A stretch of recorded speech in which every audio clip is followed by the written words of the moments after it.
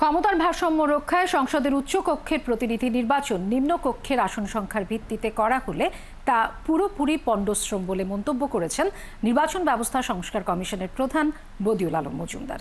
আর জাতীয় নাগরিক party NCP বলেছে, সংসদের উচ্চকক্ষে যারা সদস্য হবে তাদের নাম আগে প্রকাশ করতে হবে। আরও জানাচ্ছেন রহিম রুমন।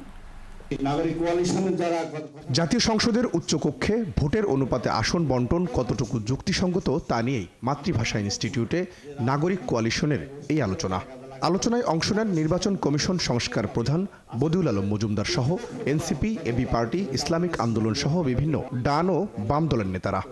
রাজনৈতিক দলগুলো বলছে, নির্বাচনের আগে উচ্চকক্ষের প্রস্তাবিত সদস্য তালিকা দিতে হবে।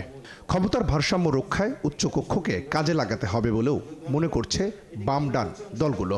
যে আমরা যে সংস্কারের কথা বলছি, এই ছাত্র জনতা নাগরিক আমরা যেটা চাবো সেটাই হবে। কোন রাজনৈতিক দলের কাছে তো আমরা সংস্কার ঠিকাদারি দেই নেই, নাকি সরকার টেন্ডার করে দিয়েছে ওটিএম বা ডিপিএম এ যে এই দল করবে, আমরা কিন্তু দেই নাই এবং আমরা দেব না। দলের পক্ষে ভোট দিবেন, মানে দলের বিপক্ষে ভোট দিতে পারবেন না, এটাকে ওনারা ডিসেন্ডিং ভয়েস হিসেবে রাখছেন।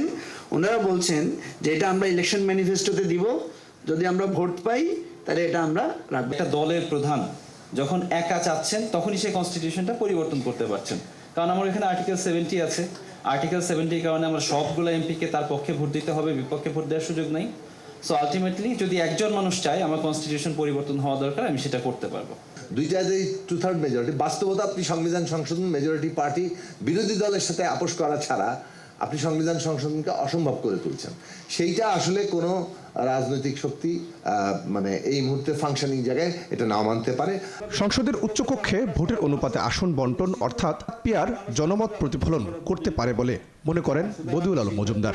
বলেন, যা সংসদের আলোচনাকে আরো ভারসাম্যপূর্ণ করতে সাহায্য করবে। দুটো প্রস্তাব এখন, একটা হলো যে আসন ভিত্তিক, যে নিম্নকক্ষে যে আসন সংখ্যা আছে তার ভিত্তিতে, যেটা আমাদের একটা বড় দল বিএনপির পক্ষ থেকে এটা প্রস্তাব করা হয়েছে। আরেকটা হলো যে যে ভোটের হারের ভিত্তিতে, দলের ভোটের হারের ভিত্তিতে। তো এখন যদি আসন সংখ্যার ভিত্তিতে হয় তাহলে এটা পুরোপুরি পণ্ডশ্রম।